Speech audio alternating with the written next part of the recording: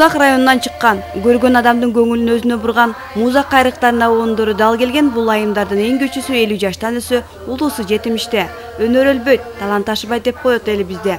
Жаш өтүп калганына карабастан өздөрүнчө баш кошуп, аялзат тобун уюштурууга жетиштик. Көкүрөктөгү талантты баса албайт экенсиң дейт топтун жетекчиси Анар Кулмашаева. Эми бул идеясы өзү бир нерсе бир жаңылык чыкканда бир нерсеге бир нерсе кандайдыр түрткү болот дегендей. Бул идеяны ушу бизде айылдык клубдун башчысы көп жылдан бери бизде ушу иштеп жүргөн Муктар Кырбашев, муну мен көптөн бери эле билем. Мен мектепте директор болгондо музыкант болуп иштейт болчу. Көп оюн шоулар уюштурат эле, анан кээде айтып калат эле, эже ушул бир жаш өткөндөрдү үнү аябай жакшы, эски ырларды бир ырдатып чыкпайлыбы? Азыр бүт эле ушундай дискотека же болбосо жаштардын бир эмнелери болуп калды. Илгерки ырлар унутулуп кетип атат деген сыяктуу фольклордук бир топ түзбөйлү деп. Анан менин да убактым болбой, арабыз алыстап эми ошондой болуп калган. Анан ушу быйылкы жылы 2009-жылы ушу 8-мартка жакын калганда мен ушу Капыстан эле айылдык округ кеңештин, аялдар кеңешинин төрайымы кылып аялдар шайлап коюшту. Ошондон кийин анан Муктар айтып калды, эже ушундай кылбайлы деп. Мейли деп эле анан ушу 8-мартта мындай аялдарды чогултуп өзүнчө бир 8-мартты белгилеп отурсак, эми угуп отурсам ушунчалык жанды эркиткен үндөр бар экен да биздин аялдардачы. Анан бардык нерсенин эле акыры болот, жаз болот, жай болот, кыш болот дегендей. Эми булар деле азыр баары пенсияда үйдө отурат экен. Анан биз мен Муктарга айттым, кем ушуну бир аракет кылып уюштурбайлыбы? Ушундай үндөр жок болуп кетпесин, ушу кийинки балдарына калсын. Же болбосо элдердин бир азыр мына эски ырларды сагындык деп тим эле Гүлсүм Мамашеванын фонограммасы менен угуп атышпайбы? Ке биз ушуга тирүү үн менен бир чыгалы деп эле анан ушундай идея туулуп калды.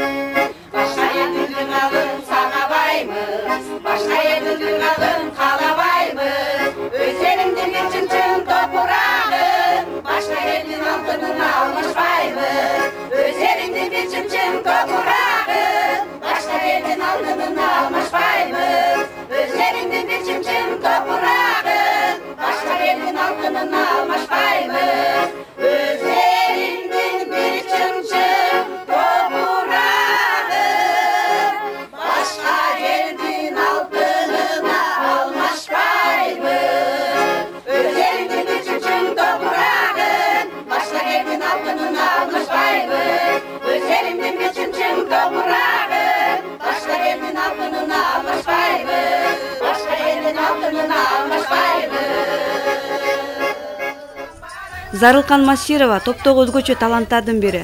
Жомарт Бөкөнбаев атындагы балдар үйүндө эс алууга чыкканга чейин тарбиячы болуп иштедим. Жаш кезимде жетпеген мүдөмө азыр жетип болуп турам дейт. Мен 66-жылы окунуп бүтүп турмушка чыкканда өзүмүн Agayıma turmuşka çıqqanmın. Agayım Masırbay Bökmet matematik ele, жақсы адам эле. Бирок өзү математик болгон үчүн мен немени музыканы ушундай ыршокту өзүм жакшы сүйөм.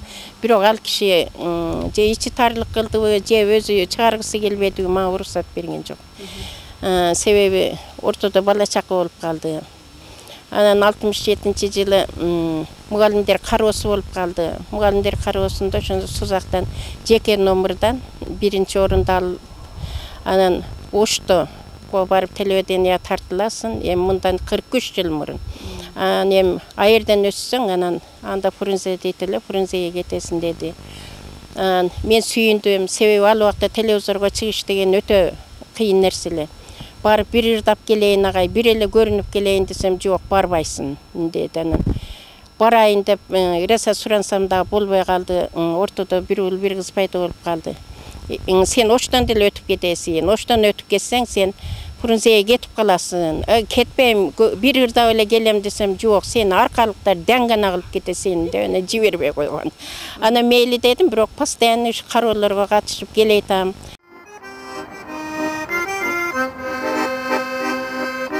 Seni cana kıcı men çavar.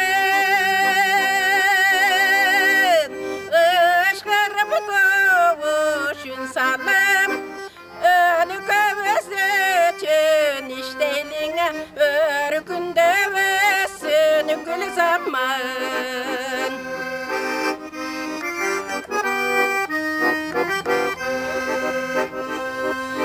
Çığlık vattay çöptün türlörün, meni cıttayım cıpar güldürün. Çetindeği kaydasını gelsen sügünüm.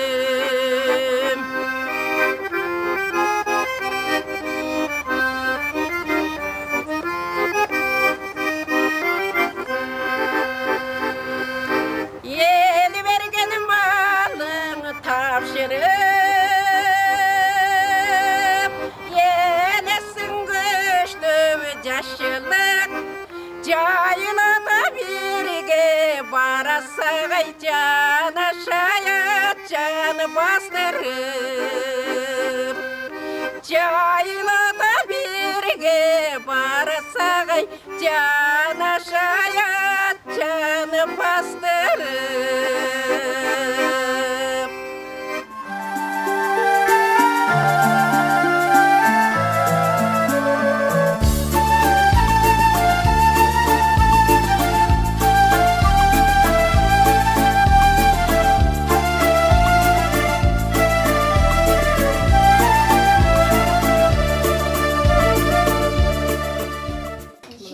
Үндү тарбияламайынча болбойт.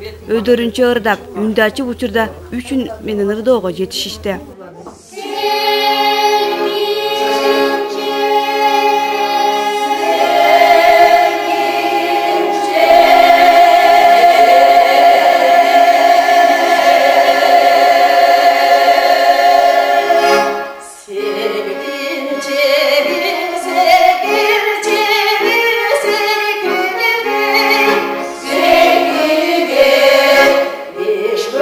Çağçın cebi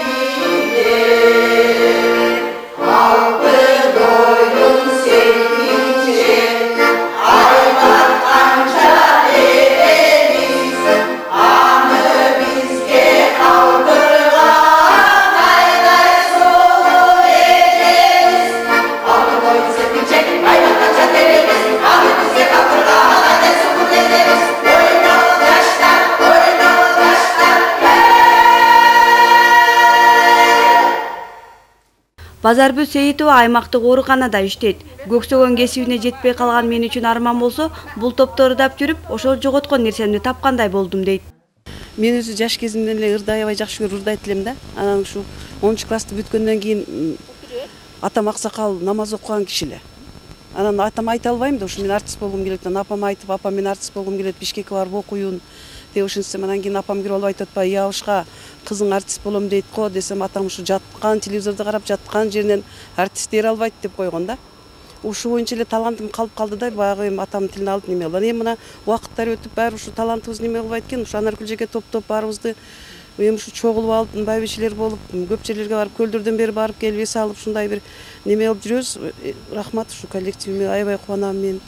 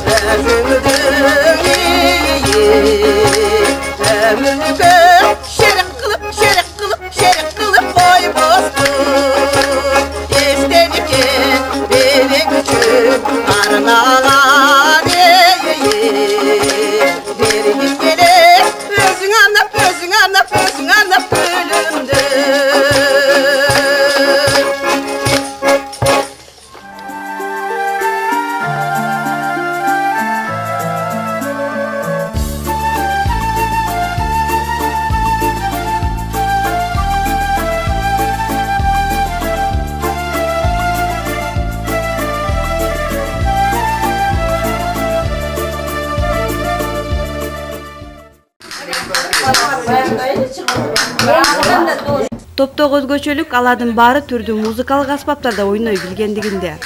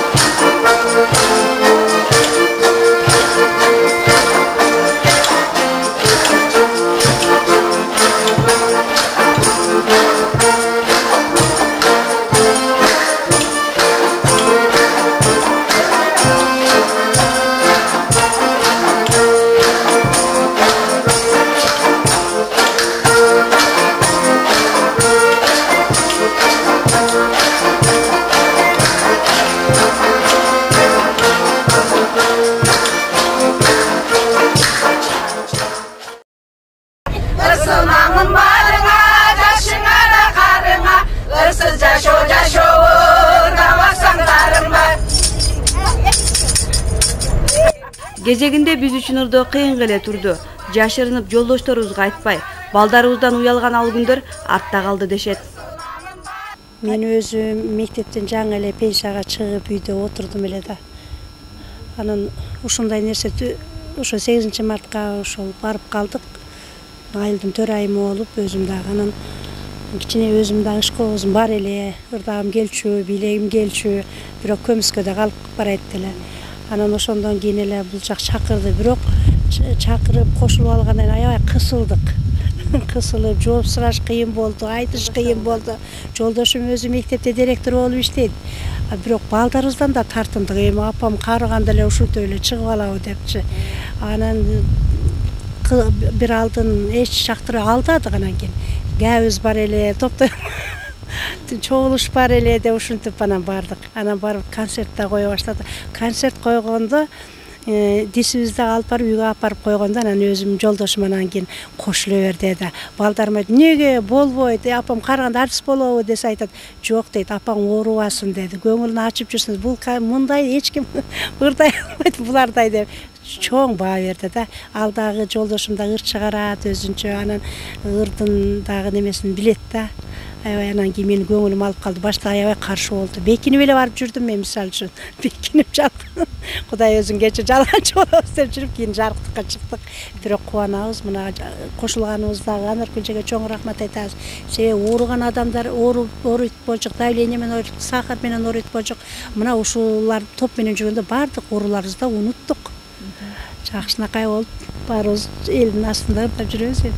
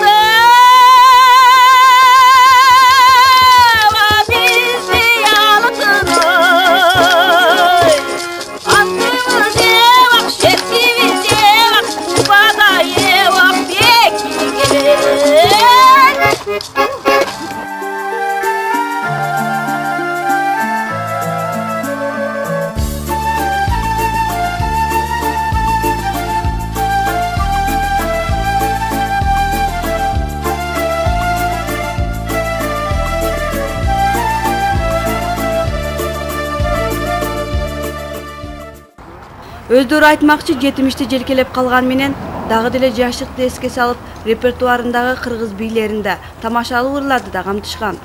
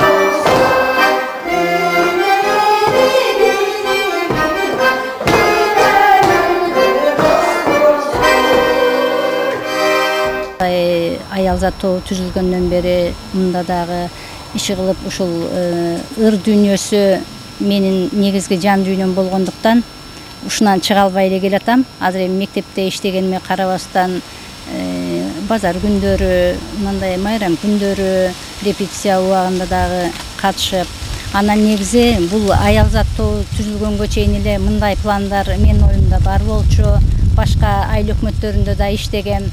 Канча ырдап жүргөн аялдарды өзүм ушундай учетко алып жүрүп, бирок турмуш шартыма байланыштуу ал жакта уюштура албадым. Анан ушул Анар Плежикенин уюштурганы бизге эң бир жакшы нерсе болду да. Канчалаган аялдар мына бири-бирибизди жакшы жакындан таанып, бирибиздин сырыбызды бирибиз билип, анан эми биздин аялзат тобундагы аялдар чынында эле ушул асыл зат аялдардан да мүнөздөрү дагы бири-бирине келишкен, баары тең, бир сырлуу, бири-бирибизге жаман сөздөрдү айтуу жок, ынтымактуу.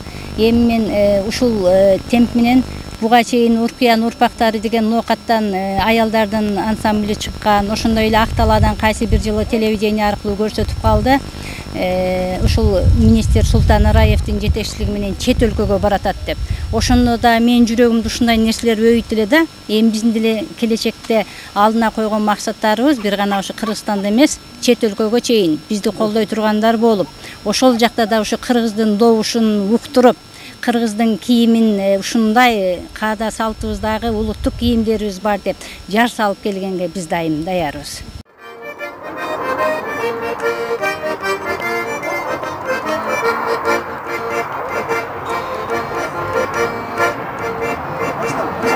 Жашаса өйдөлөп, сен жашайсың төмөндө. Кыз келинди көргөндө кылыгыңа капамын. Кыз келинге байкаткан кылыгыңа капамын.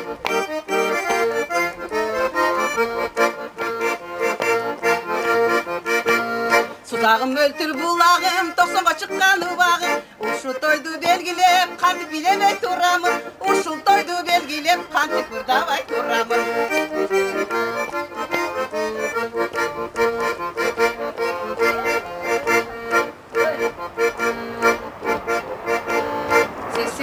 Gelgende evin menen kalcanda kayıp ketip top etip çıldım bolva yaşlarga kayıp ketip top etip çıldım bolva yaşlarga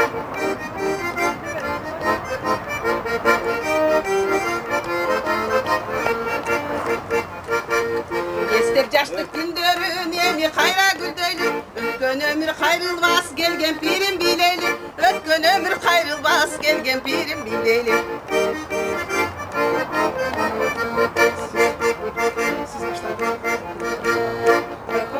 Koşkolum gelin boydan turbaydı Tahtekede butlarım jigit boydan turbaydı Gelgen kızga birigil uşul toydu ırdaylı Gelgen kızga birigil uşul toydu ırdaylı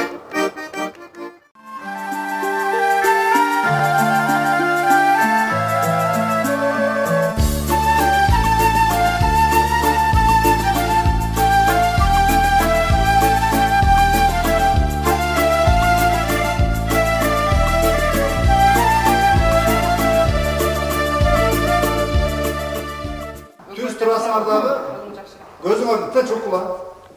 Tüp-tüz olmalı jaktı karasın. Başka eş jaktı gözün orada oynatpaysın. Tüz karap, eğer tüz boydan tursun. Muhtar Кырбашев өмүрүн чыгармачылыкка арнаган инсан. Топтун уюштуруу демилгеси да аныкы, аларды даярдоо түшүгү да аныкы.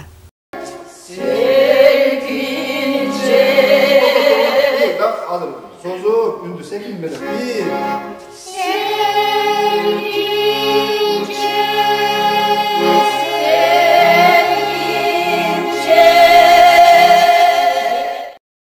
Анан булар менен иштөө бир жагынан кыйыныраак дагы. Себеби мен өзүм ошо достук группасында жетектеп бир жагынан ал группада бар. Экинчи жагынан бул эжелерибиз, энелерибиз бар. Булар менен иштеш бир азга кыйыныраак. Буларды тарбиялоо биринчи кезекте бизде тарбиялоо, музыкалык ыргакта тарбиялоо, андан кийин жана үндөргө бөлүү, кандай ырдаш керек, кандай туруу керек, сахнада кантип туруп, кантип чыгып кетет. Мына ошол боюнча биз биринчи иштегенбиз. Эми ал жагынан булар азыр даяр. Жаңыр келгенде буларга баа жаттоо кичине кыйыныраак. Бирок бардыгы сөз угат. айтканыңды угуп, айтканыңды аткарат, мына ошол жагы жагат. Себеби булардын ар бири өз үйүндө бала чакасын тарбиялайт, бирок мага келип булар менен тарбиялашат. Мына бул жагынан күлкүлүү дагы. Ошол жанагы бардыгы бир арыкка түшүп, ошол бир арыктан суу ичип аткандай болуп, жанагы 1 саат отурушабы, 2 саат отурушабы, ошол бизге келип, маданият үйүнө келип, ошол бир ырды иштеп чыгабызбы, же 2 ырды иштеп чыгабызбы, иштеп бүтүп, анан кийин кетишет да. Мына бир жагынан ойлоносуң, үйүндө дагы бала чакалар күтүп отурат, кеч болуп дагы калат, караңгыда кирип калат. Бир айласын кылышып, үйлөрүнө айтпай келип аткан күндөрү болду. Мына азыр эми бардыгы ачыкка чыкты, бардыгы ырдап, бир эле Сузак району эмес, область көрүп билип атышат. Айылдарда концерт бердик, эл кандай колдоп, буларды баягы эски ырларды сагынып калган экен. Ошол концерттерди элди көрүп, булар дагы өздөрүнүн жанагы сезимдери козголуп, баягы мурдагыдай, баягы эски жүргөндөгү, эски мурдагы жаш мезгилиндеги ырдап аткан ырларын кайрадан жаңыртып, кайрадан дагы ырдап аткандары булар үчүн бир экинчи жашоодой болсо керек. Чындыгы жана сенин сурооң мен үчүн бир жагынан сүйүнүч, аябай. Себеби мен ошого жаралган адаммын да. Мен качан өзүмдүн ичимдеги нерселерди ушуларга жайылтып, ушулардын сонун болуп сахнага ырдап чыкканда, мен ошончолук өзүмө жыргал болот да мен үчүн. Рахат алам. Меники ошол, эми булардыкы дагы өздөрүнчө ар биринде ички сезимдери бар, рахат менен жүрүшсө керек. Анча-мынча баягы ооруп аткан, кичинекей баягы неме болуп аткан оорулары кетти. Мисалы, кичине болсо да бийлеп атканда тура албай калышчу да. Биринчи бийлеп атканда ак кептерди. Азыр бийлеп атып кадимкидей туруп кетишет. Мына ошо.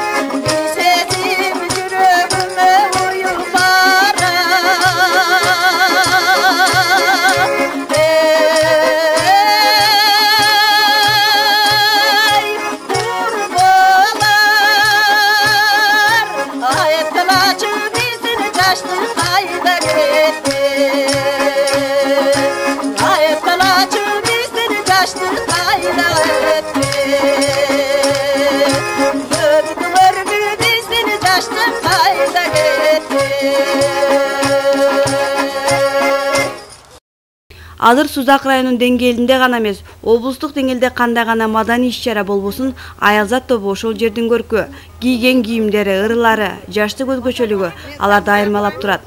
Райондун акиминин колдоосу менен азыр айыл округдарда 1,5 сааттык концерттик программасын тартуулап келишүүдө. Анан калса быйыл кереметтүү көл аймагында да болушуп, ал жактагыларды да өздөрүнүн таланттары менен таң калтырып келишти.